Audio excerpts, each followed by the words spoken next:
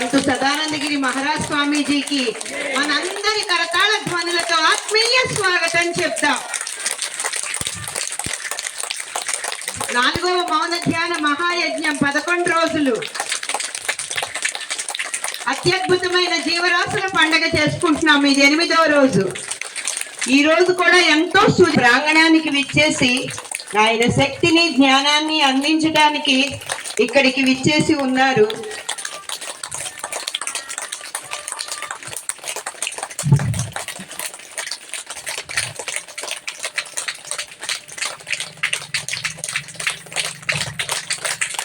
విజయవాడ మానస సరోవరం నుంచి కళ్యాణం రామిరెడ్డి గారు ద గ్రేట్ పిరమిడ్ మాస్టర్ మన దగ్గరికి వచ్చి ఉన్నారు.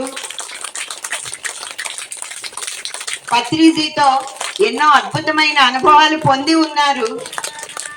మరి ఆ మాస్టర్ కూడా మన యొక్క ఆత్మీయ స్వాగతం చెప్దాం మనందరి కరతాళ ధ్వనులతో.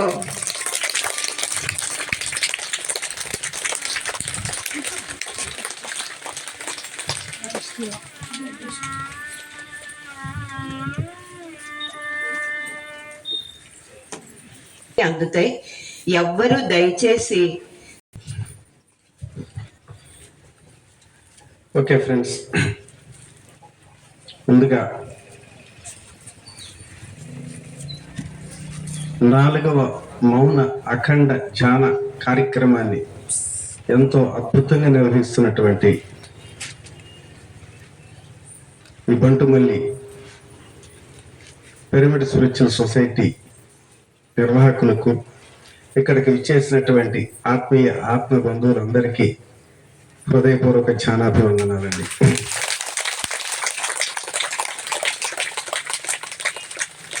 అనుకోని అదృష్టం అంటూ ఉంటాం ఒక్కోసారి, అవునా? ఈరోజు మీకు అనుకోని ఒక అదృష్టం కలిగింది. అంటే గత సంవత్సరం స్వామీజీ ఇక్కడికి రావటం జరిగింది. అది నాకు ఇప్పుడే తెలిసింది. రాలేదేమో అనుకున్నాను నేను కూడా. నేను స్వామీజీ ఇక్కడికి వచ్చిన దాకా కూడా ఇది కొత్త ప్లేస్ కావాలి, నేను ఎప్పుడు రాలేదేమో అనుకున్నారు వాళ్ళు కూడా. ఇక్కడికి వచ్చిన తర్వాత తెలిసింది. గతంలో ఎంతమంది పోయిన సంవత్సరం స్వామీజీని పరిచయం చేసుకున్నారు? స్వామీజీ వచ్చినప్పుడు వచ్చారు, చేతులెత్తండి. ఓకే, చాలా సంతోషం. నిజంగా మనం పౌరాణిక నాటకాల్లో చూస్తుంటాం, కృష్ణుడు పాత్రధారి వేశారనుకోండి, కంటిన్యూగా ఆ చివరి దాకా ఆ నాటకం పూర్తయ్యేదాకా ఒకళ్ళే ఉండరు. 1వ కృష్ణుడు, అలాగే 2వ కృష్ణుడు, సమయం అయిపోయిన మళ్ళీ 2వ కృష్ణుడు వస్తాడు. అట్లాగే మన పిరమిడ్ స్పిరిచువల్ సొసైటీ మూవ్మెంట్కి మరి ఒక ధ్రువతరాలుగా కలిగినటువంటి బ్రహ్మర్షి పితామహ పత్రిజీ 1వ కృష్ణుడు అయితే, ఈయన 2వ కృష్ణుడిగా మన సొసైటీకి వచ్చాడేమో అనిపించింది. ఎన్నో సీనియర్ మాస్టర్ల యొక్క అనుభవాలు మనం చూస్తున్నాం. కానీ హిమాలయ యోగుల యొక్క వారి యొక్క అద్భుత జ్ఞానామృతాన్ని చూడటం చాలా అరుదుగా లభిస్తుంటుంది.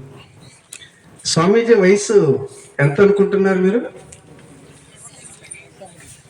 కేవలం 8 సంవత్సరాలేనండి.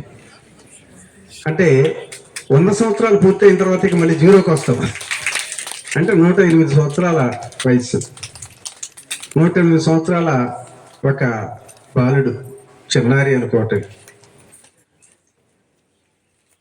మరి ఆ మహానుభావుడి యొక్క ఆ గడవ నుండి అమృత వక్కలు మన గతంలో విన్నా, ఎప్పుడు నిరంతరం కొత్తగా ఎన్నో విషయాలు నాకు అసలు ఒకసారి ఆశ్చర్యం వేస్తుంది.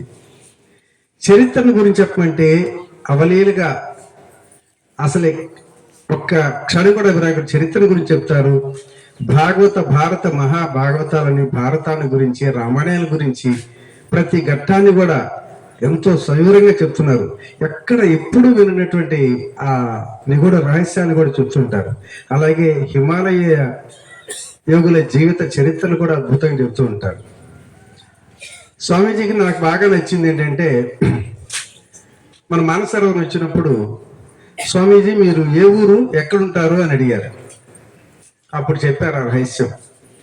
వీళ్ళ గురువు గారు ఒకే ఒకటి చెప్పారంట, ఎక్కడైతే స్థానికంగా ఒక ఇల్లు వాకిలి కుటుంబం అనేది ఉంటే మీదే ఊరు అంటే ఏం చెప్తాం? మాది విజయవాడ అని చెప్తాం, లేకపోతే మీరు బంటి మిల్లు అని చెప్తాం.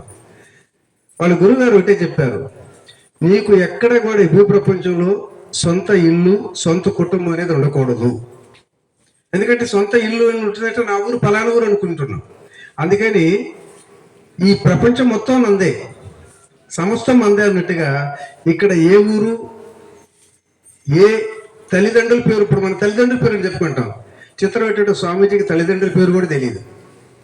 ఎందుకంటే ఒక కుంభమేళ యాగంలో మరి దాదాపుగా 5 సంవత్సరాలు 4 సంవత్సరాల వయసులో 2 సంవత్సరాల వయసులో ఆ తల్లిదండ్రులు తప్పిపోయినటువంటి ఆ స్థితిలో మరి ఎవరు ఎత్తుకుతుంటే వాళ్ళ గురువు గారికి ఈ పసిబిడ్డ దొరకటం, అక్కడి నుంచి ఆ గురువు చేతుల్లో అనేక రకాలటువంటి జ్ఞానాన్ని కోరుకొని ఈరోజు ఆ గురువు తర్వాత ఈ గురుతత్వాన్ని ఈ జ్ఞానాన్ని ప్రపంచాన్ని పంచమని చెప్పి ఆ గురువు ఆజ్ఞతోటి మరి దాదాపు ఫలానా ప్లేసు ఫలానా ఊరు అనుకోకుండా ఈ ప్రపంచం అంతా ఏదో అంటారు, మనకు పాట కూడా ఉంది.